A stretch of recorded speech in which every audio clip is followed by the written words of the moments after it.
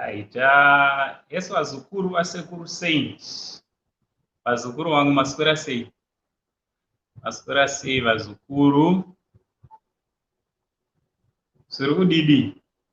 Kumativi mana kwamuri, kwamaswera muri, zviri kudidi? Right. Thanks very much for coming. Thank you very much for coming. Thank you very much for coming to the show. Vave panapa chingonyorai kuti present. Vasvika chingonyorai kuti present. Tinge tichitoona kuti ndiani auya, tichitopasana tichienda mberi. Mauya, just write with present. Okay.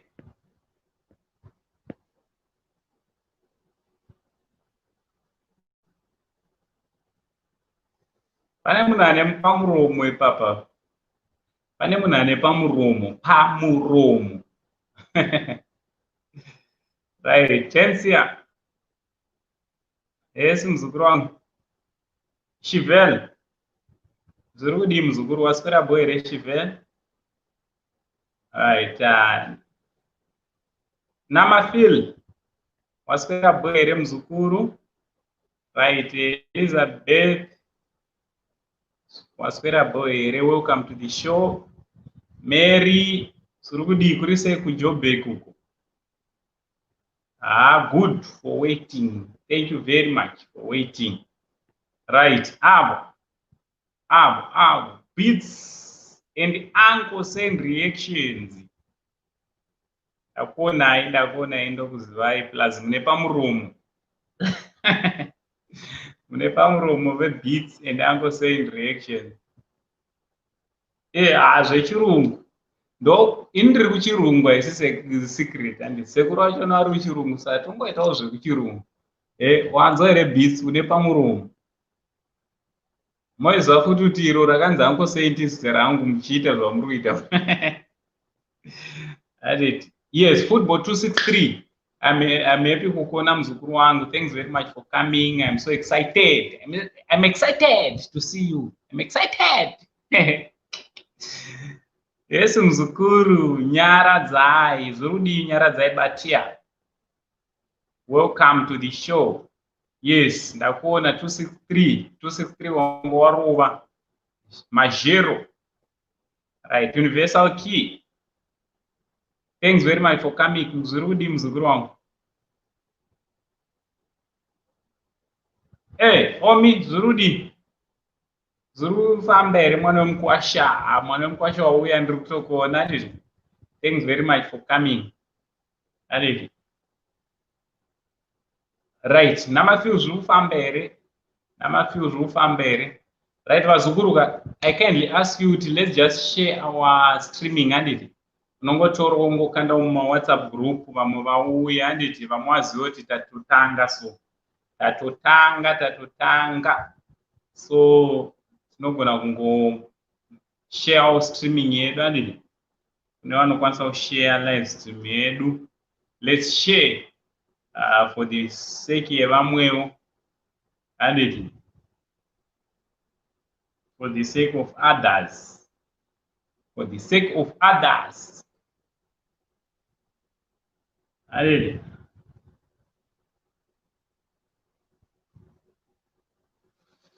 Right. Yes, tendai chengeta zviri kudidi.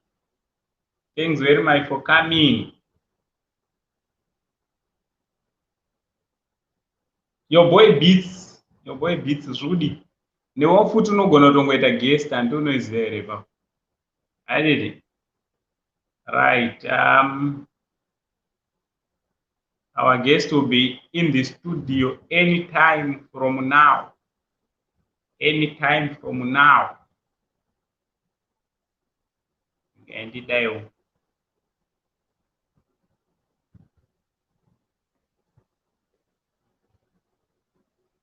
right. So vazukuruka nasi taitirwa zvakanaka tine one of the biggest YouTubers muZimbabwe anoita celeb gossip futi handiti ratongofamba naro irori. So ndoko zvavanenge vachiitawo kuchannel kwavo kunoitwa zvakasiyana siyana handiti. So I'm so excited to be with this man. He's a very busy person, and I believe that it's a privilege kuva naye handiti, kuvaone vakatitangira kufamba panzira iyi handiti. Right, today we are going to be talking about topic yatinayo, tichange tichibvaruka zvedu tichienda kwese kwese, but we'll be sticking nenyaya yemacelebrity handiti. Tichange tichistika nenyaya yemacelebrity yekuti zvoni how to be famous handiti, how to be a celebrity handiti muZimbabwe handiti. Vanhu vakawanda vanoda kuita macelebrity muZimbabwe, but havatoziva kuti ndoita sei, but shungu dzakane achiti nini ka dai ndambozivikanwa. So don't worry, today muchabva mune matips akawanda ekuti if you are going to use them, tinogona kungoswera takutokutaura wakutorira muzukuru handiti. Togona kutongoswera takutokutaura muzukuru pamalive, pamavideos wakutotrenda handiti. Yes. So just be ready, just be ready, just be ready. Right, ndaisa link if our guest aripo. Ndokumbura kuti mushandise link. I'm trying your WhatsApp number. WhatsApp number yenyu inenge iri kunetsa. Daenda kuisira link ku inbox. And ndaisa link, so our guest, you can come through. Anity. Yes, Mary, my crush. Zurudi, crush yangu Mary. Kufamba ere mzukuru wangu.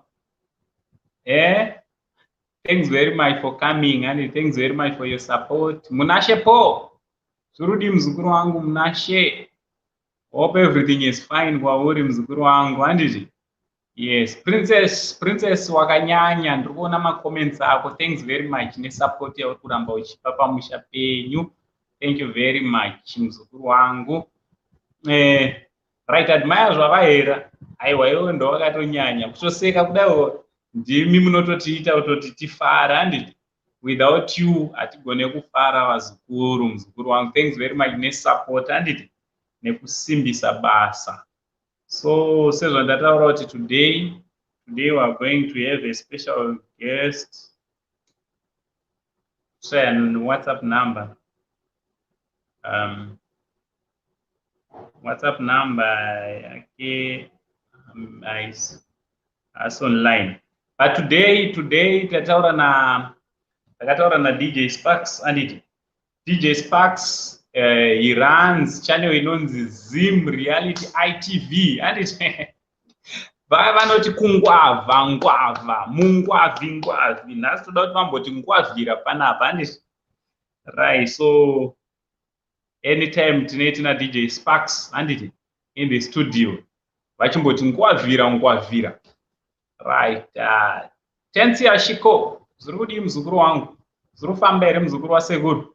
Thanks very much for your support. Support yako iri kuoneka mzukuru handiti. Zim Entertainment Blitz LA. Zviri kudidi mzukuru wangu. Thank you very much for coming. Thank you very much for coming. Handiti. Okay. So today we will be discussing about how to be famous in Zimbabwe. I've realized that a lot of people they really want to be famous, and a lot of people they really want to be celebrities. Kutaurwaone zvavo andiunyevereva zvo. Kuva famous kunonakidza, kunotapira.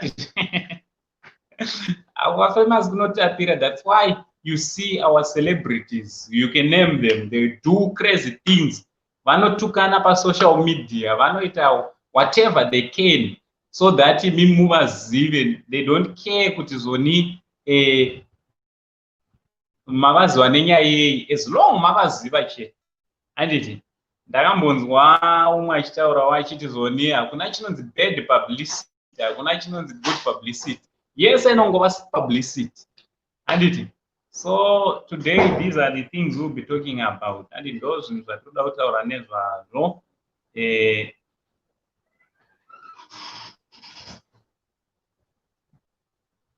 ndozvinhu zvatoda kumbotaura nezvazvo kuti tinopa kupindawo seya, tese toda kupapindawo, topapindawo sei, handiti?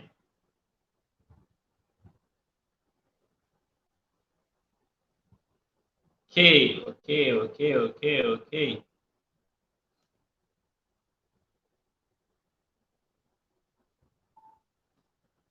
Right. Yes, pinda muzukuru, pinda hapano pamusha pako muzukuru, pindai. Thanks very much for coming, handiti? Thank you very much for coming. Cheville, hey, nice name. Zita rakanaka. Ndirigona here kuti dana muzukuru chimborudza Cheville. Ndirigona here. Right, Africa Yedu TV. Africa Yedu TV, thanks very much for coming, and thanks very much for your support. Thank you very much. Right. Munashe Po. All right. Thank you so much, Wazukuru. And the Incredu.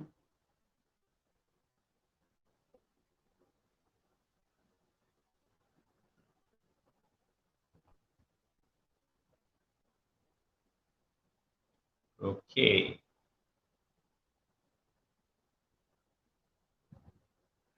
Right. Saka ndonyaya inoda kuti timbotaura vazukuru. Right. Sekuziva kwenyu kuti ma-celebrity, I've discovered kuti nowadays people, they do crazy things. Sema-celebrity emuZimbabwe in general, handiti?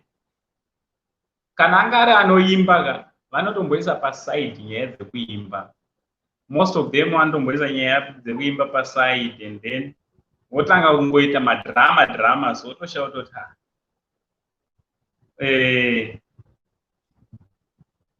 wotoshaura kutoti chii chiri kuitika madrama, handiti?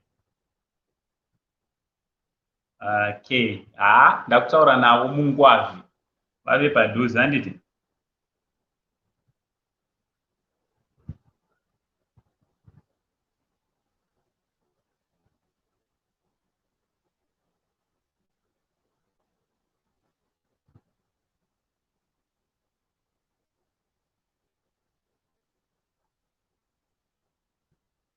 All right. Ndiri kutaura navo, handiti? Vakutopinda vai manje. Okay.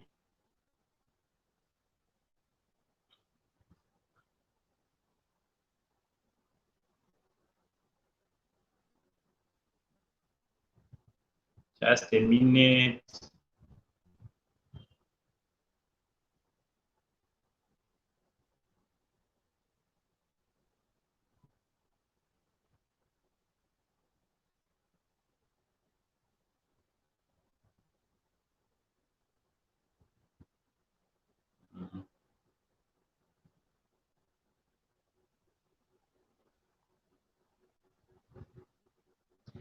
Right, handiti? So ndozvatoda tinge tiri tinotaurawo naDJ Sparks nhasi, handiti? Actually, we invited DJ Sparks to be with us today. So anytime from now, he will be with us. Once again, welcome to the show, handiti? Show yatirikutaura pamusoro pema-celebrities, handiti? How to be famous in Zimbabwe. I'm so glad because Panama celebrities and they are going to be here as well, handiti? Though for some of them, they are not going to be in the show. But vanenge variko kuma comments iko kwanditi kuma terrace vachiona kuti zveshuwa here zvatirikutaura ndizvo, because vamwe vavo ndo vakatosvika vatovako takutovataura nezvavo, handiti? So some celebrities will be here, so they will be watching, handiti? Right.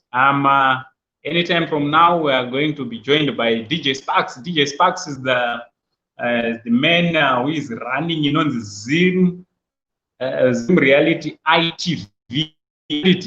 vazhinji tinowaziva nekuti mungwavhi vanongwavha handiti vanounganidza nyaya dzacho dzese nadzo handiti right vachiuya nadzo panapa vachiti musocial media payoutube vachitiratidza kuti zvinofamba sei. Right, what is your name? Ndini mungwavhi. Unonzani? Mungwavhi ndongwavha. Unongwavha. Aiwa. Uri mungwavhi? Aiwa, vangwavhi vakuru. Ndinotomirirawo mukuru chaiwo varidzi vazvo mungwavha. Vari taura zvavo vakatangira kufamba rodhi. Otherwise, how are you? This is your boy Beats, guys, isn't it? Right, your boy Beats is having another channel, new channel. His channel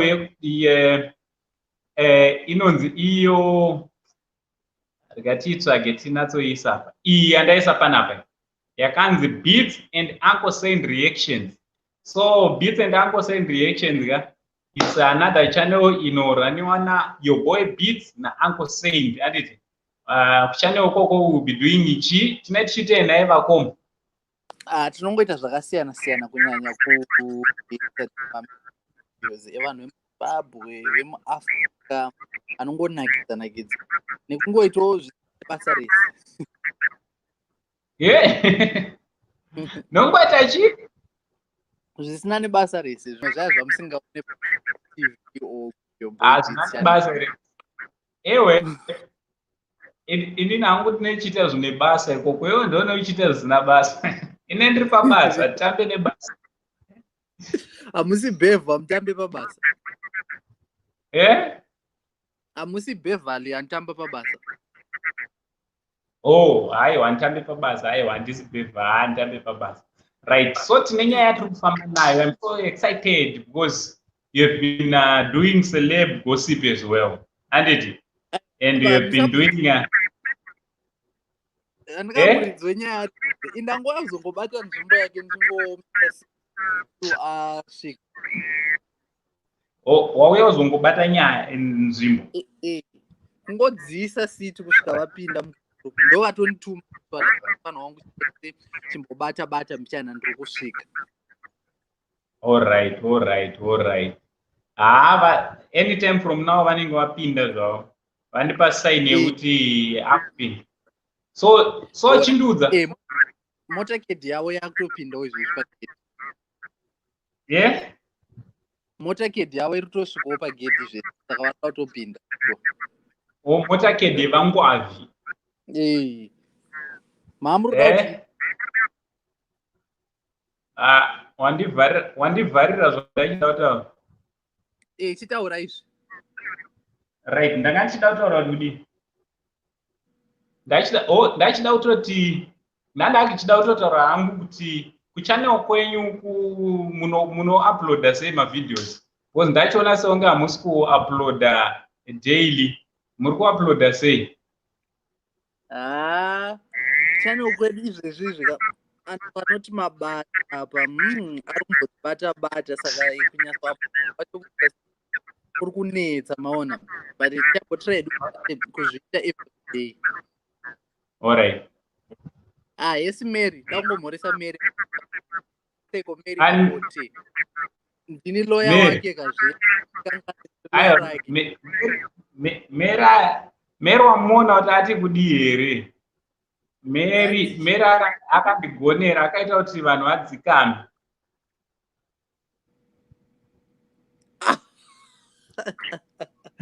Alright. Ndiri lawyer rake ndambokanganwa ndikutozviziva izvozvo. So nowadays mazuva ndiri safe hai zvechibhachura mazuva ano ndiri boy zvechibhachura zvakapera man. Mary aripo. Aiwa kana zvakatodaro hapana chakaipa. Yes. Saka tudze nyaya hauna uya uzongogara. Motakedi isati yavhurwa madhona ndafunga kuti yavhurwa madhona. But anyway. nyaya here nyaya tangoti tongokutendai vanhu vasapota ZTV anewa iri kukura zvinozvienda chaizvo rambai muchitsigira basa nderedu iri pasina imi hazvingambofambe mushe nechannel yamambotaura iyaiya futi tokudai musubscribe kuchannel iyaiya yamboita se maisa tokudai uyai mumbotoonawo tichingoitawo zvatinongoitawo rimwewo basawo futi kuti se mutibatsire. Alright. But channel yenye yoda kuti iponesewo handiti. Channel yenye yoda kuti iponesewo. Inoponeswa sei? Inoponeswa sei? Yoda kuti iponesewo. Yeah, I think nguva yangu right. Ko waona yo boy bita batiza. Za wagwana. Vangwavi. Muri semdar.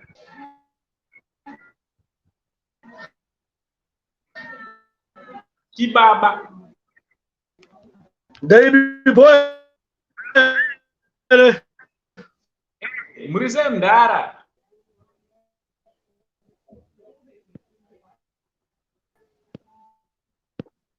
DJ Sparks.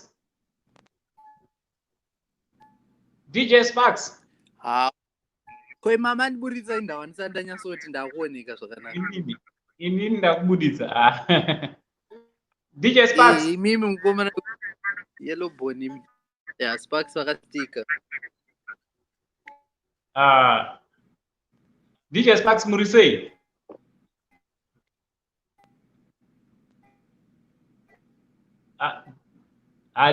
DJ Sparks.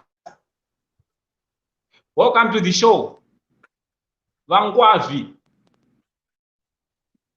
Vasitombobukaira. Manje havatosorwere DJ Sparks. Ameno manje kasi watombomwe.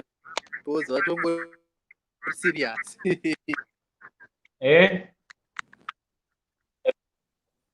Vanodzoka meno zvangu. Hanzi ipapa usikunyepa Mary panapa ndo pandori nehoko pano. Mungwavi panapa. Mungwavi. Regai tiise futi linki.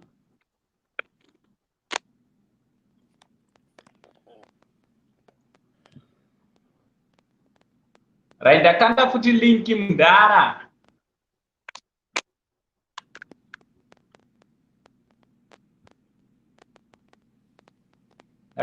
Ndakanda linki. So urikuona kuti chii manje yoboy beats. Ndara. Alright, ndikutoti urikuona kuti kudini. Wanga uchindisora rega ndidzime, rega ndibvise. Wanga uchindisora. Ndamboshora here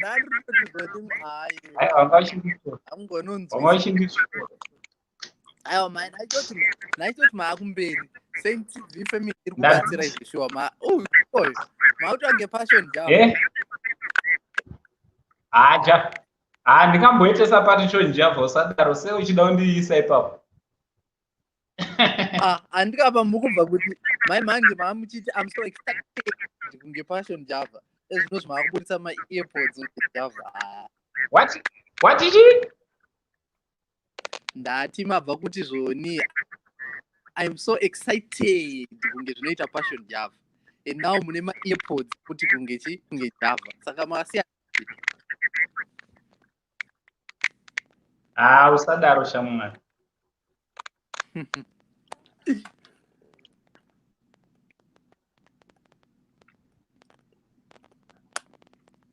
Network iri kubhaiza haisi kuda kuti tinge tiina mungwavi nhasi. Network iri kubhaiza. network iri kuda kuti bias. Right, link kwanhasi ndaisira DJ Spark Sunday. Today we are so excited.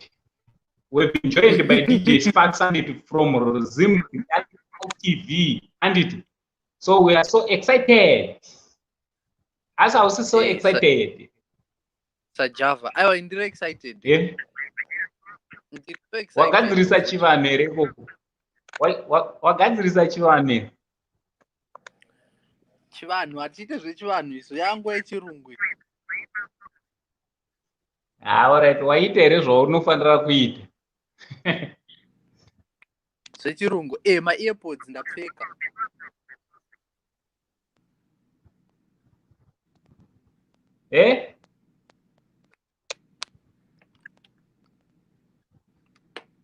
Right.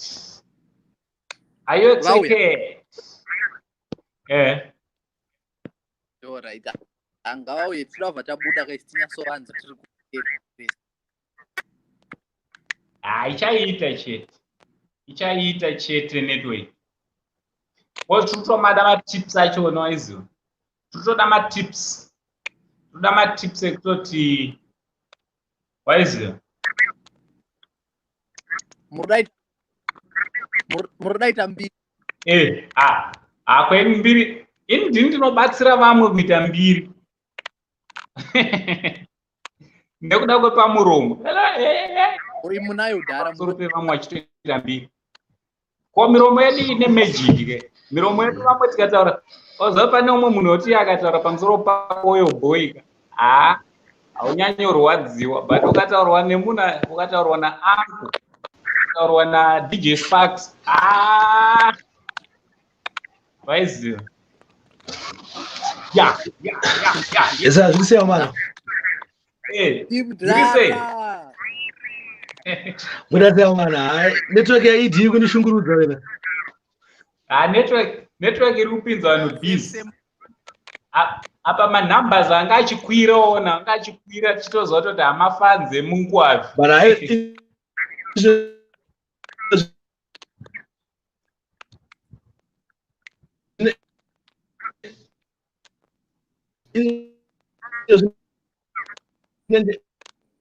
network here ma1. Network ndiani anocontrola network iko kuZimbabwe? Vanhu ID. Saka mundara muri sei?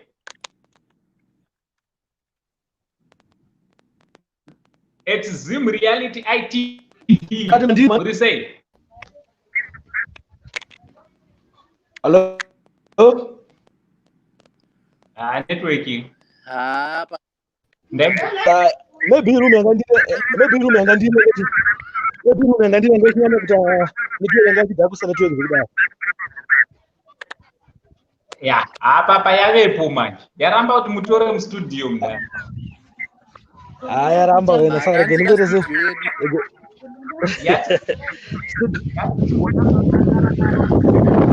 Studio yarambo. Studio yarambo. Otherwise muri sei. Saka zviri sei mano? Boch baba. Zuru didi. Inini. Aiwa, tinani. Yo beats muda sei. Devaite sei. Vapinde. Ndiri bora, amene muri kuita sei. Aiwa, ndiri sema. Apa yave bo manje. Apa network yadzoka yavepo.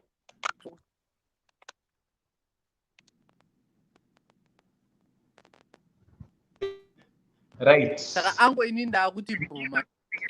Tiende kuterrace. Mudara Sparks. Rega tikuonera tiri kumaterrace nevamwe.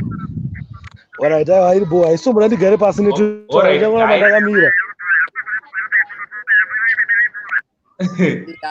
Yoboero wapasi. Bosi. Wakutovhirika channel inonzi sei.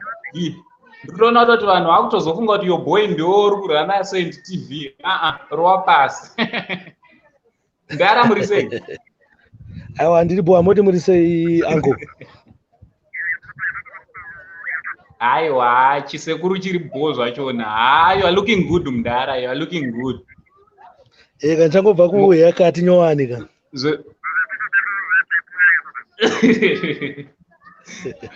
Amuzoita ere zvakazoita umwe zvekuti akazoti bvudzi rangu ndakurida. Aiwa ira yatsosotwa zvakanaka zvondikugutikana. Right, thanks very much for nekubvuma kuva nesu Mundara. I know kuti you work neschedule very tight, but thank you very much nekuva nesu paSaint TV. Aiwa pachedu king pachedu. Thank you very much. So nhasi tine nyaya yatoda kufamba nayo. Inini Mundara ndimi madhara edu muZimbabwe tikada kucheka ka. You are one of the biggest YouTubers, especially mu area yedu celeb gossip. And muri kusimudzwa vanhu vakawanda, vatiri kuona vari kusimuka through pachannel penyu apa muri kuita basa hombe. So I'm humbled. So nhasi toda kuti taura mbichana nemi Mundara. Mumbotidzawo kuti ndeapi matips amunopa. Munoziva kuti pane vamwe vanhu vari kunzvoko vari kuda kuitawo famous maize, but zviri kutonetsa kuti totanga sei, topindawo sei mukuti tizivikanwewo, because it's not easy kuti uzotaurwa naDJ Sparks. DJ Sparks ukaona vakutaura zita rako warema. Right. Apa ndisana ndambotanga ndabvunza kuti in terms of as an artist here kana kuti as a producer, as a YouTuber kana kuti as a chief. Alright, regai titange artist, because I know very well kuti kumashure uko taiona zvedu muchimboshanda makambomaneja Lady Squander, and you know very well kuti zvinofamba sei kuti munhu azonge ari exposed rizova zita hombe, munhu azova brand. So ngatimbotange artist, toda kuzosvika futi kune vanhu anoni masocialites Mundara. Vanhu vanenge vasina zvanenge vachimboita, vanenge vachingoita noise. So ngatange artist. Alright, chandakaona inini pana kuti munhu aite mbiri handitika pane zvinhu zvakawanda zvofanira kuconsiderwa naartist. Chekutanga chanofanira kuconsider artist ndeche good production. Good production, takaona good production, then toona good advertising ne good distribution.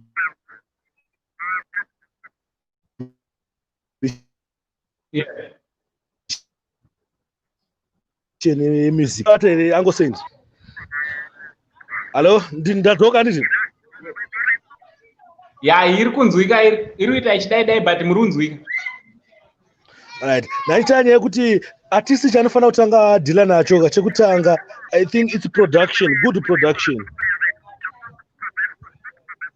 Yes. Then church 2, good advertising, good advertisement. Alright. Then church 3, distribution ya music yako. Alright. Saka apa manje ndada kuti chiende manje pekuti zvoni unozozvifambisa sei kuti uwane good production, uwane good advertising, uwane good distribution. Chekutanga I think because muno muZimbabwe medu muno mandika atina vanhu vanokwanisa kuzotimaketera zvakasimba kana madistributor akasimba. Saka chiripo pekutanga ndechekuti kana chimbori artist unofanira kuti udile nemaproducers akasiyana siyana.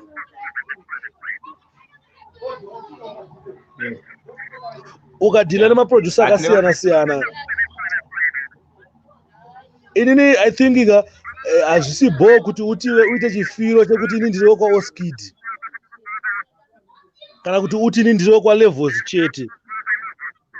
Yes. Saka I think kachingori artist pa production wakaenda wakambonorekodha uko kustudio kwa Sparks, wabva ipapo wabva wambonorekodha kuChuu Sport, wabva waenda kuchitungwiza kuna Malon T. Izvi zvakanakira kuti music yako ikasike yawana advertisement, because nyange zvikanzi Levels anopusha sei, Levels haafa akasvika nyika yedzese, nzvimbo yenyika mese hapana panosvika kwese.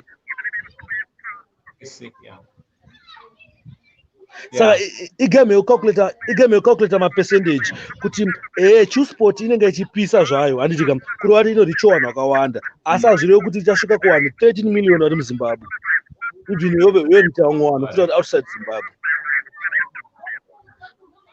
All right. Advantage yeChewSport ndeyekuti sini rakabuda kuChewSport handika vana Sparks tichabva tangoritorawo vana Angotrained tobva tatorawo tanga kuita se takuripushawo but hazvireve kuti zvoni chitango rekuda kuChewSport chakutobva chatenda nyika yese. Saka unofanira kubhalansisa maproducers at least wakambondorekodhawo imwe kuchitungwiza womboendawo unorekodha kuFakosi womboendawo kana kuMbare. Saka ukabhalansisa zvoita kuti music yako ikasike yafamba. Ndozvandofunga ini especially kana uchiita music yakaita seZimdanzo. Yes. Alright, saka muri kuti zvodi usasungirirwe pana producer one. Exactly. Vamwe vanozoti hanzi inini ndine contract na producer ningi so nyango kuSimplex kukaitika chimwe chingoma chiri kufaya sega artist agone kuenda ikoko because anenge ane contract na producer wake pamwe anenge ari kuchibhesi. Inini I think izvozvo zvazviitwe mudhara because even mabig artist chechewo ukatesa paanoita album for example toti Freeman paanoita album unotonazoni ana Oskid ana Simplex ana Levels then panobuda album iroro Levels anenge achisheyo music yakagadzira, Simplex anenge achisheyo music yakagadzira, Oskid achisheyo song yakagadzira, Timan ari kupusha song yakagadzira but rese album rani raFreeman. All right. Izvo zvakanakira kuti ndikubabata. Yes, and I'm 100% sure kuti tine vapanhu vari kuonawo panapa vari kutanga zvemusic nevamwe vachazoonawo kunyange after streaming vachabatsirwa zvisingaite. Saka I think ndo zvinje kutanga panotanga kurekodha paproduction papa hauzongoendo hako kwese but unongotsvaga kuti ane quality yakanaka ndiani, ane quality iripo ndiani. Yes. But ukatsvaga best one producer best kuchitungwiza one kuMbare one kuFio one kuchii zvoita kuti music yako ikasike yapinda mageto yaya faster because music yedu yeZimdanzo itosapotana pachedu ukapati geto. Yes, that's very true. Then zvadaro manje song yapo takutoa kuti song taanayo taane masong akasiyana siyana handiti tada kuenda pamarketing.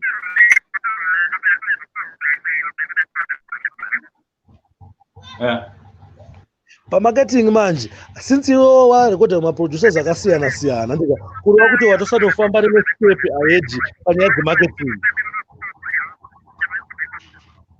All right. Ufanira kuziva kuti tomboti for example tine 100% dzatida kukompleta kuti music yedu inzi yamaketwa kureva kuti tine ngati for example tine 30% the social media.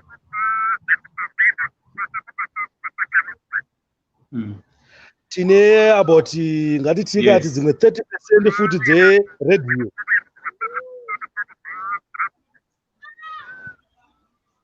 All right. Tine for example futi tine kati 40% dzepaground chaipo patiri. Yes. Saka uchingori artist saka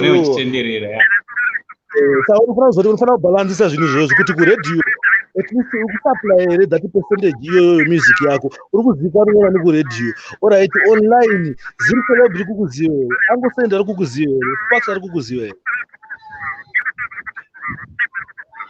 here. Bozi iwo ufanira kuexpecta kuti uzikane navanhu 13 million vari muZimbabwe yeti tine maYoutubers 100 ese asingakuzivi.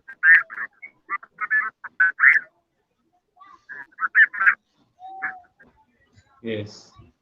Mudhara isusu ukona chitona ngeitanga vanhu vasina zvakunyanyoita kasemaYoutubers but isusu tikutoshanda ifi kana wakazvinotisawo matendero aita mavidhio apassion madhezi aitibvumidza kuisa mavidhio yake paYouTube akatosiyana nemutendero wekuita mavidhios ake izvezvi akungoisa papeji rake. Ozvinezvi zvakuti chero akaita zvaanoita tongotarisa toti waiziya takuona volume yako richezo zviyatoshoma takatomuaffecta because izvezvidziwanuka vanonge vachiita zvinhu zvavo havachafaniri kunge vachijamba mayoutubers because isusuka titone influence yatiri kutoisa muvanhu ende izvozvo ise nepoint ise nefact vanhu vafaniri kuzvihwanda zvisingaiti because inzwai kamudhara ka imimi izvezvizvi imimi maYouTuber momba handiti zoti I've seen some of your videos achirova ma30-40,000 handiti plus handiti that is 1,000 right kurova kuti zvoni ini ndikaitadza nendatipinda nadzo inini chobva chawira mumaoko aDJ Sparks handiti kuZimRealityEyeTv tichatowira mumaziso 20,000 plus chobva chawirawo futi kune mamwe maYoutubers mamwe handiti by the end of the day only YouTubers ka unogona kutorohwa kana zvekuma 400 kana 500 mazoreka mudhara toda samaona mudhara pasi tinoitika nje kudaio onange iri 1 view handika but munhu akachiona vhidhiyo iyoyo pamwe akagara navanhu 6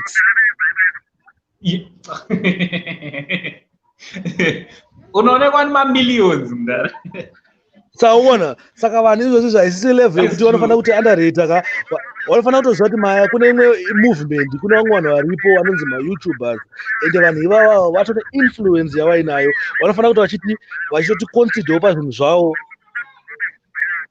aiwa ipapo muri kutotaura chokwadi because honai kamudhara isu semaYoutubers ka tine ukama hwedu hatiinawo tinotaura kuseru togona kungotaura kuti ndara ngatirege kutaura nezvake tobva tataudzana tese mumagrupu kuti ngatirege kutaura chunga taita zvinhu zvinopisa ka tonyarara waiziya skili yacho ende zvishuwa takanyarara nenyaya iyoyi anokona nyaya passion isusu ka aita kabudisa kavidhiyo kakachiti pamusoro paSamuel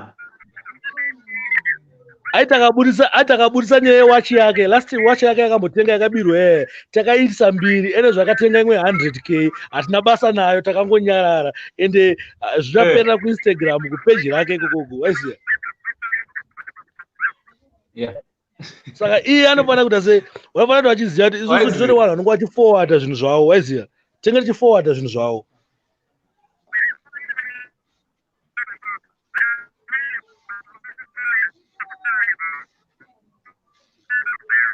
zvisingaiti saka pane umwe munhu wandaitombotaura naye ndaitaura naSamuel ndichimuti waziva kuti munhu iye zvaanongoita ka munhu asingazikanwe zvake handiti ndombo wandongozivawo haatozika but anotoita ka zvinotoentertaina kutopfuura napashoni so ndaitomudza kutoti shamwari kana uchida ka unotaura nana Sparks nana yo boy beatsa handiti wotanga kungotaura nezvako watoenda nenyika zvinotangidza bozi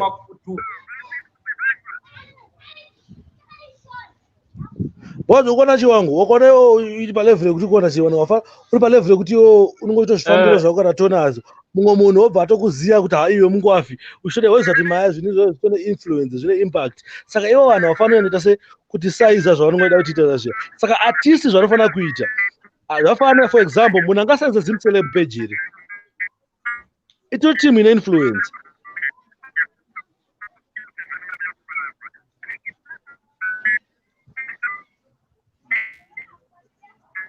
network iri kubaizani network inenge da kufinwa alright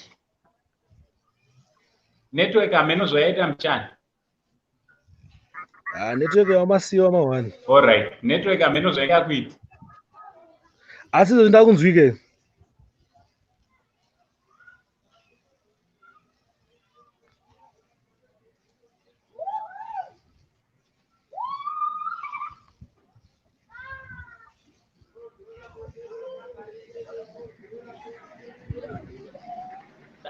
takunzwa mda Hello? Ndadzoka ndizvi?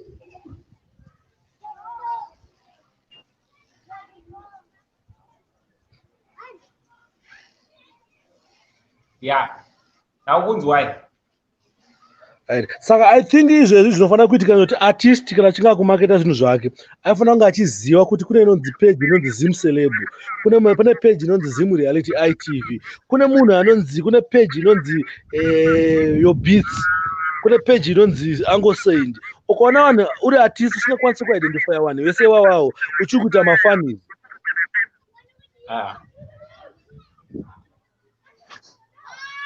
Unongo uchiri kuita mafani because you expect kuzivikanwa nemunhu nje mustreet ka iwewe usingazive vanhu ivavo.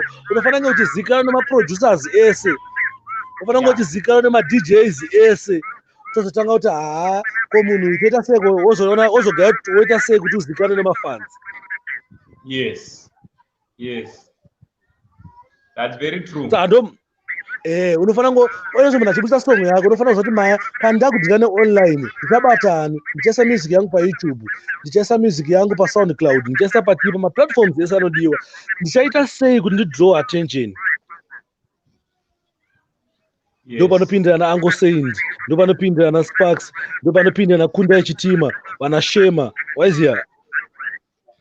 That's very true. Plus haisi game yekusaiza vanhu sha. Ukona chii ndona nge ndine vanhu 300 ka vasingatokuziva, vanhu vavo mukerera yako vakatokosha. Yes. Bozi kana kuti ma-YouTubers tine power ka. Unoona kuona kuti for example account yaMambo Dutere unoona kuiona ine kana kuti 25 subscribers. Wobva watarisa ZimReality yakatopfuura 25 subscribers kudhara. Saka hawafani kuti anotisaiza stereke maartist vachiita zvavanenge vachiita zvaizvo. Wazviona?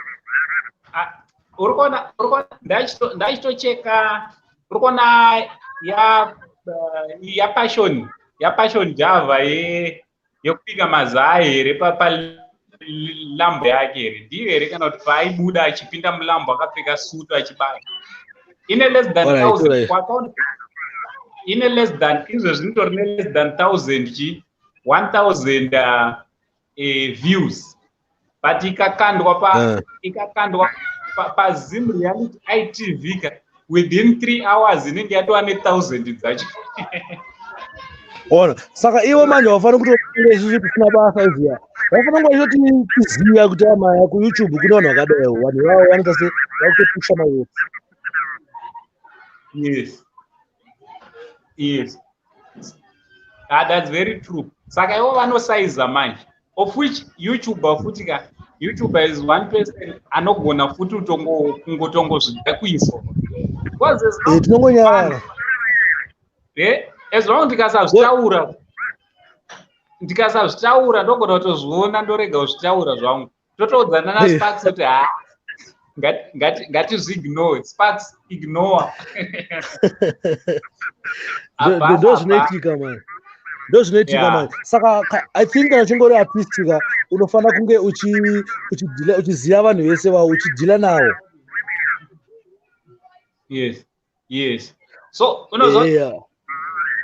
I've discovered futi kuti ukaenda ukatry kuda kubata ma-artist urikuona kuti pamwe ndomboti ndingamboita ndakamboaproacha 1 or 2 ma-artist anditi chiti ndodomboita ukainterview nawo anditi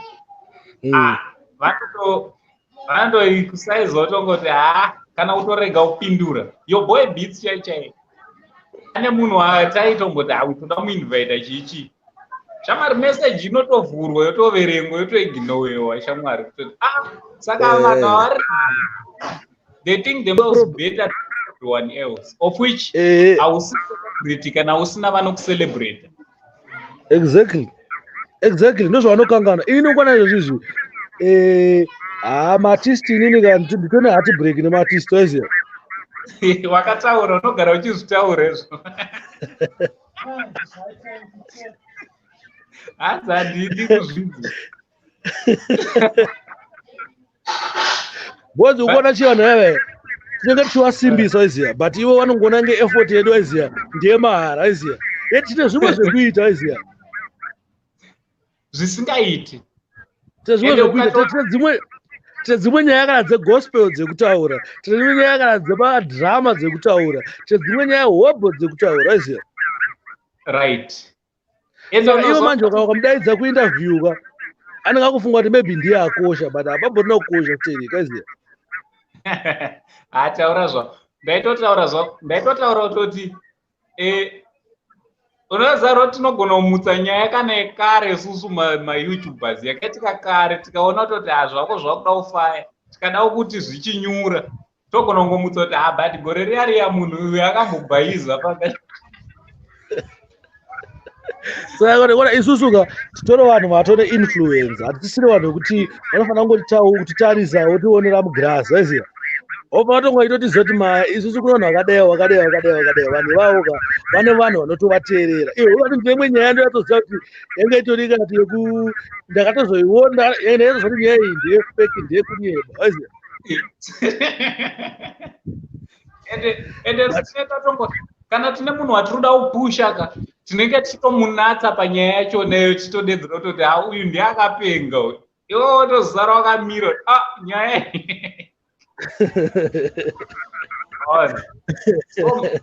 don't type influence because I'm always watching ZimRealityEyeTv every day panoupload my videos. I'm one of the biggest fans to ZimRealityEyeTv.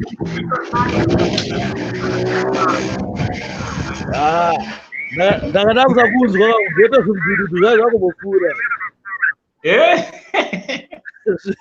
Zvimdududu zvakumbopfuura. No, it's pressure on. So tiri hapo. And go deeper DJ. Saka trip hapo mdara. Toda kuti mbotaurawo nemasocialites.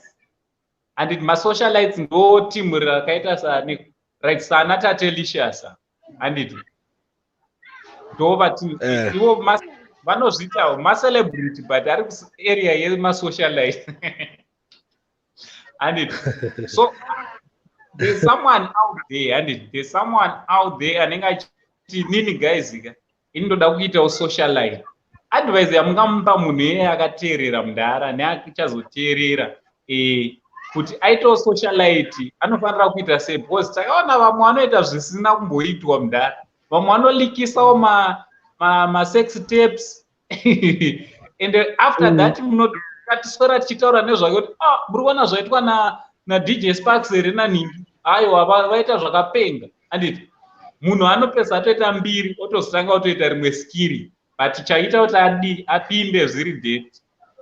I think kuti ubudire panyaya iyo unofanira kuri main actor. All right. Unofanira kuri main actor. Ukona Sipokelo ndi main actor nofamba kono movie rairo akashuta kuti ama wani. Ndi main actor. Then Quintate ukona Quintate vakabvatangira pa transgender. Yes. Saka iwo kuti kamera rimwe itenderere iye ikutarise so unofanira ngori main actor. Yes, aune uri main actor. Boza hatingotanga kutaura nezvako ka. Unofanira kutanga watoshuta. Ya, utoshuta chaizvo. Kwete ushuta zvisina basa. Unofanira kungoshuta. Boza pane imwe nyaya yekundozoya nayo ka wanobva watangoti hako saka zvine basa rei. Saka unofanira yatoshuta. Yeah, that's very true. Ndozvandofunga hayo iri trick but so unofanira kungotrayawo kuti utange washuta then wakashuta ka unobva wadraw attention but wakashuta usina maaccounts ekuti unozouya nemwe skill zvakadhakwa unofanira kugara uchireta YouTube channel yako wokireta Facebook account yako wokireta Instagram yako kuita kuti paunoshuta ka tinenge tichitega so. Yes, that's very true. Because tichiti uyu ndiye ashuta uyu. Yeah, ataura zvako. So vazhinji plus sezvamuri kutaura mudhara ka plus unofanira kuziva ground rekutambira waiziva. Pane dzimwe nyaya dzandakaona ka dzaitenge dzichitozotrenda masocial media platform but unono inhonga nyaya yachona ka yakakandwa pane kamwe ka YouTube channel kanenge kane kana kuti 60 vanhu kana kuti 50 anditi of which is zvisina kuita, but ukaona kuti uri kuda kunatsoshuta chaizvo enda kuDJ Sparks vanotaurika nawo. DJ Sparks tauraiwo ne2-3 maYoutubers. Anditi? Exactly. One thing I've discovered about Zimbabweans, we need to trend. Tinofarira zvekutrend, but we are not ready to pay the price. Do you know what is only? Do you know what is only? When you taurwe nezvako, YouTube ataure nezvako usina kumubhadhara. But yes, tinongotaura vanhu mahara. Variseko mudhara chitima.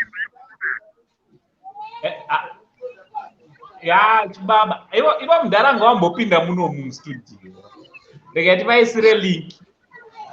Alright.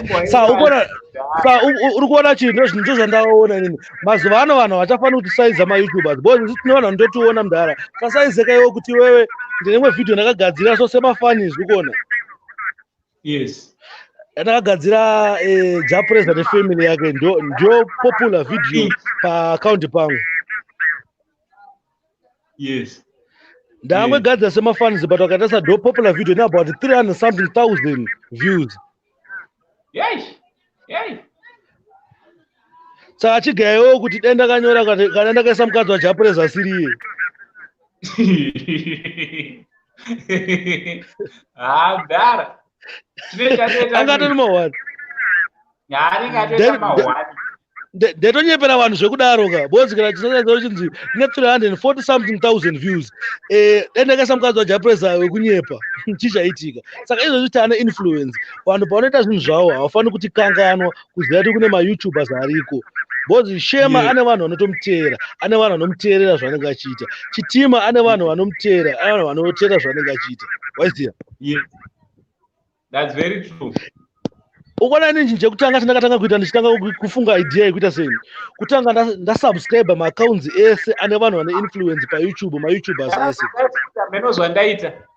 Alright. Varipo. Alright. Nasi kachaneo kedu kapfuma nasi. Guys. Nasi parikulemba general. DJ Sparks. Mukida semudhara chitima. Boss, ngayibobisa mali. Zvirizei? Aiwa ndiripo mudhara moti musei. Pinda yepa YouTube yemuZimbabwe. Tima. Ndo vakati inspire. Timu iri ndo vakanyika. Muri sei? Ini kana ini chitima ndatoona mavideo yake ndichitoona kuti hamfesika uyu ball. Thanks mukuru. Mavideo Kotetiona kuti zvakambira sei.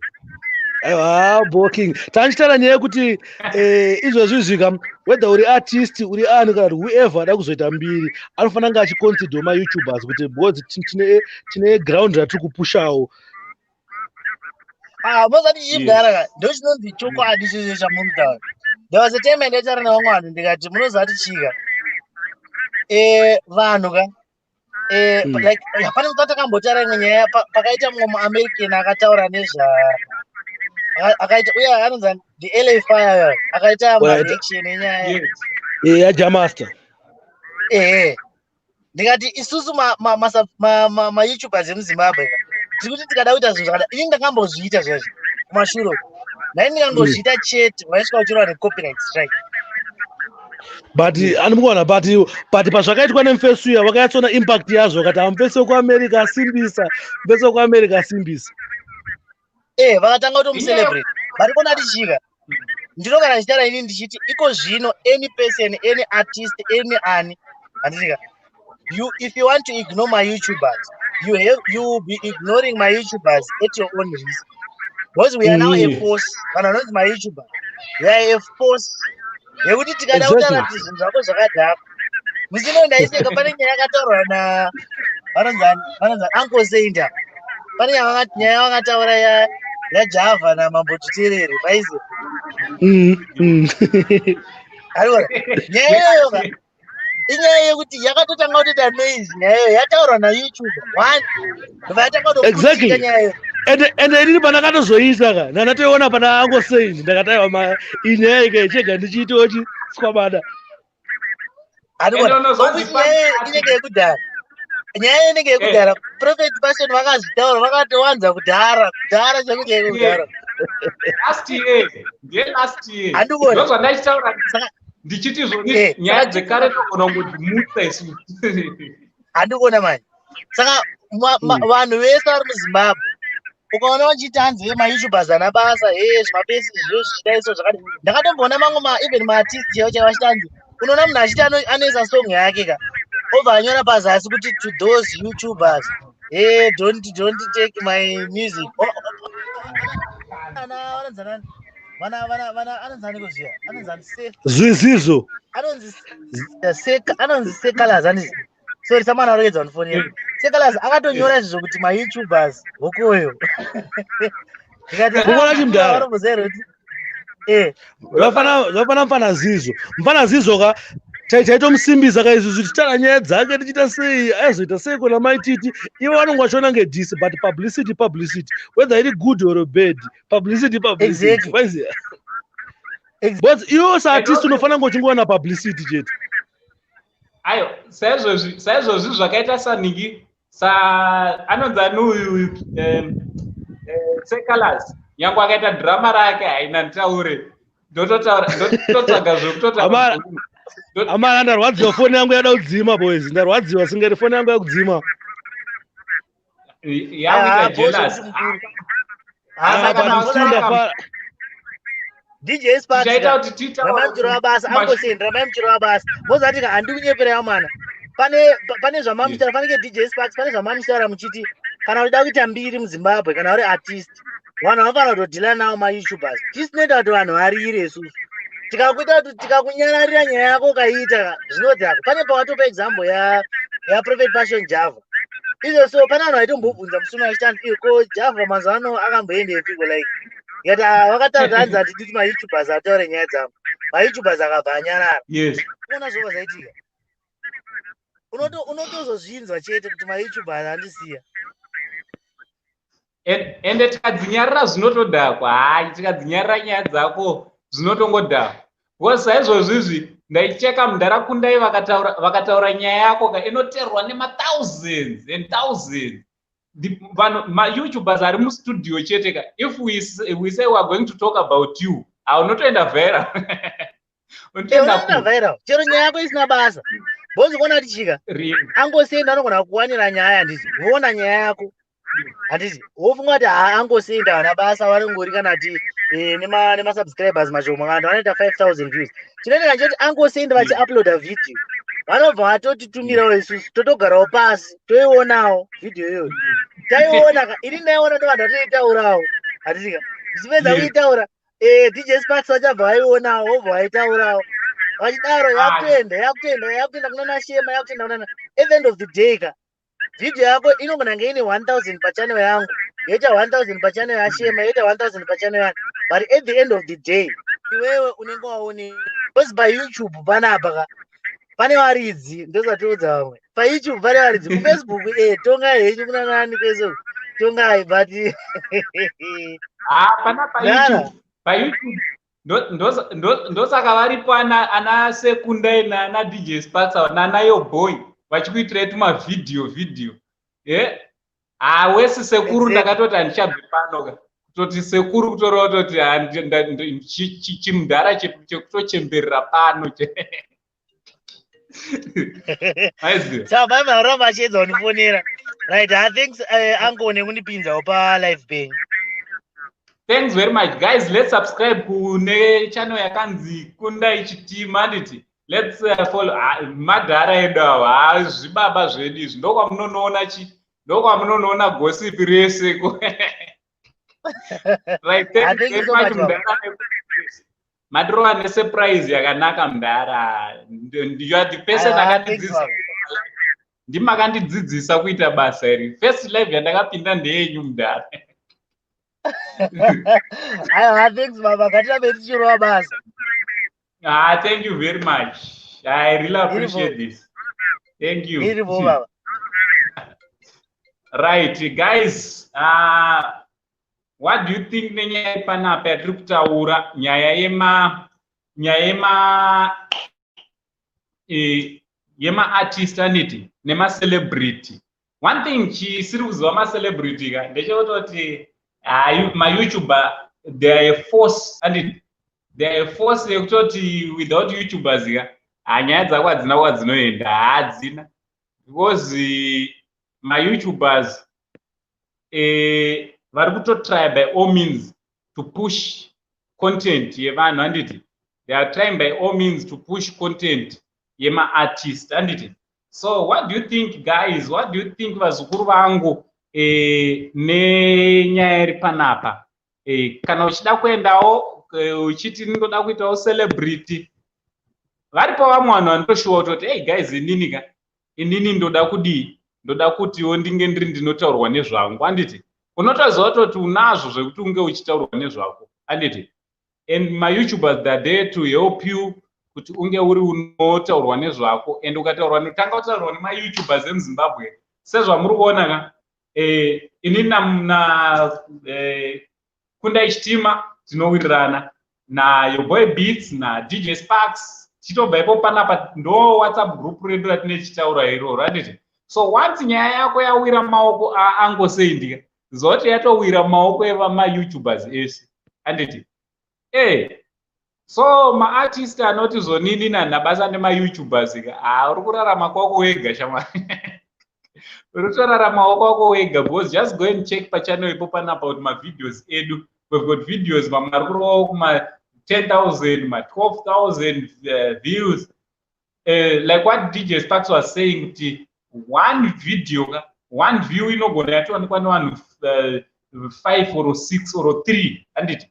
So it means kuti zoni anogona aripo 10,000 views kana 15,000 views, but ipapo unenge watoonekwa nevanhu 30 to 40,000 anditi. So what I'm doing, ndaisa link anditi, ndiri kuisa link kune vanoda kupinda mustudio, vanoda kubvunza anything pamusoro penyaya yatachitaura nezvayo kuti how to become famous anditi. Kana varipo vanoti inini ankoka ndoda kuitawo, ndoda kusvikawo ikoko, or anything you want to ask about celebrities anditi, you are welcome. Antonita, handi chokwadi ichocho isu hatitambire kufacebook, totambira kuYouTube. That's very true. Pane vanhu vasingatoende kufacebook vanongotambira paYouTube ipapa. And thanks very much Antonita for supporting. You're one of the vanhu vanotisupporta Saint TV.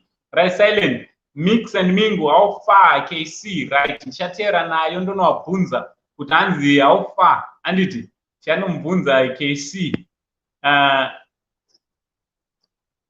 Right, that's very true. Imi mune muchiona ndimi varidzi venyaya sezvataurwa naMambo Dutere, ndofunga vakataura vakati zvoni inini kuti ndirire ndimi mune maridza anditi.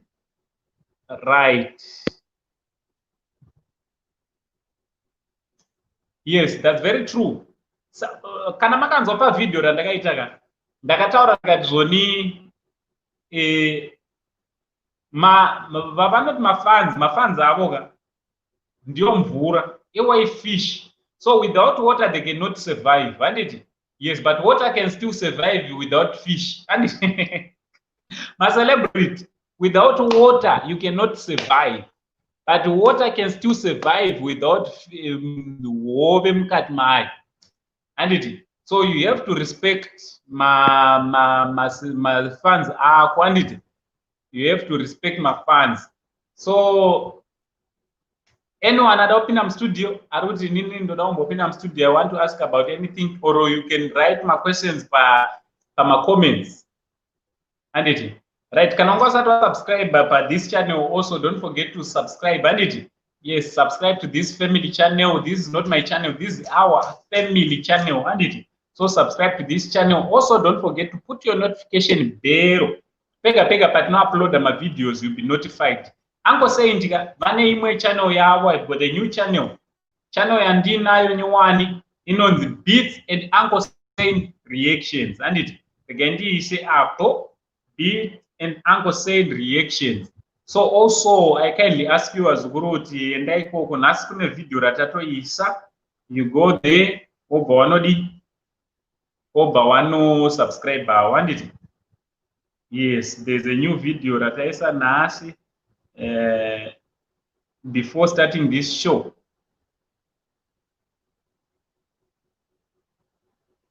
And it.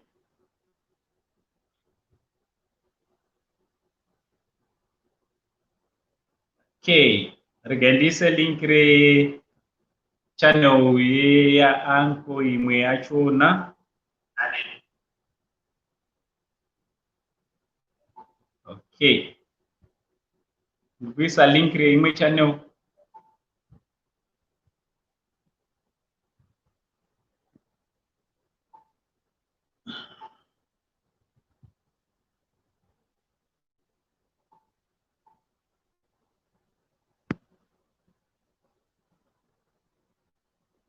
Ora ndaisa link iro randaisa apo link re channel yakanzi Beats and Uncle Said.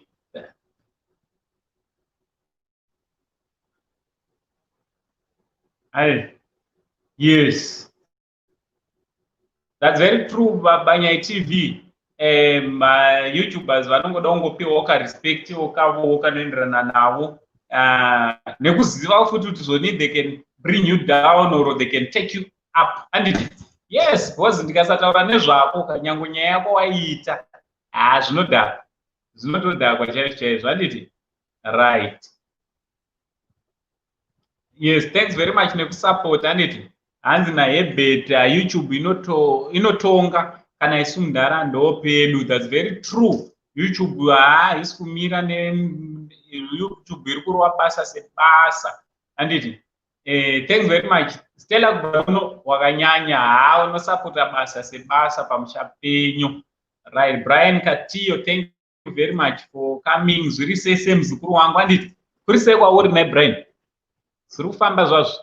Right, so vazukuru, thanks very much. Tanga tina DJ Sparks, tanga tina Kundai Chitima, tanga tina Your Boy Beats. Handiti? Let's go and subscribe to my channels kwavo. Handiti? Let's go and subscribe. Handiti? Munonoonawo nyaya dziriko. Handiti? Vangwavha, muchingwavha ngwavha muriko. Handiti? One big family tinodanana sema YouTubers. Handiti? Right, so thanks very much. Naango Saint ndofunga togumira panapa. Handiti? Naango Saint ndichiti much love.